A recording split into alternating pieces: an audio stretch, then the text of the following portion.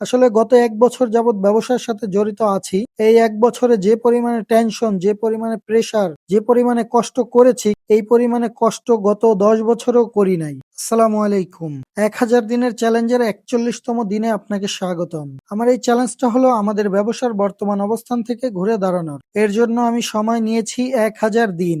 এই ১০০০ দিনের মধ্যে আমাদের এই ছোট্ট হোমমেড ব্যবসাকে একটা কোম্পানিতে পরিণত করব ইনশাআল্লাহ। ব্যবসার চেয়ে চাকরি জীবন অনেক সুখের। আমি বেশ কয়েক বছর চাকরি করেছি। এত টেনশন, এত চাপ চাকরিতে নাই। মাস শেষে বেতন চলে আসে, কিন্তু ব্যবসা সম্পূর্ণ আলাদা। পুরো টেনশন নিজের মাথায়, কাজের কোনো নির্দিষ্ট সময় নাই, খাওয়া দাওয়া করার কোনো নির্দিষ্ট সময় নাই। আসলে গত ১ বছর যাবৎ ব্যবসার সাথে জড়িত আছি। এই ১ বছরে যে পরিমাণে টেনশন, যে পরিমাণে প্রেশার, যে পরিমাণে কষ্ট করেছি, এই পরিমাণে কষ্ট গত ১০ বছরেও করি নাই। আসলে ব্যবসা তো শুরু করে অনেকেই। কেউ বড় ব্যবসায়ী হতে পারে, আবার কেউ ব্যবসা বন্ধ করে দেয়। সবাই ব্যবসা করবে বিষয়টা এমন না। তবে আমার কাছে মনে হয় শুধু টাকা কামানোর জন্য ব্যবসা করা যায় না। ব্যবসা করতে অনেক বড় ভিশন থাকাটা জরুরি। আমার কাছে এটাই মনে হয়। একদিন অনেক মানুষের কর্মসংস্থান তৈরি হবে, দেশ ও সমাজের উপকার হবে। এর জন্য কষ্ট করে যাচ্ছি। তাই কষ্ট করতেও ভালো লাগে। আর যদি টাকা কামানোটাই মেইন উদ্দেশ্য হয়, তাহলে আর এত কষ্ট করা যাবে না। ব্যবসা থেকে টাকা না আসলেই চাকরি করতে মনে চাইবে। দোয়া চাই আপনাদের কাছে,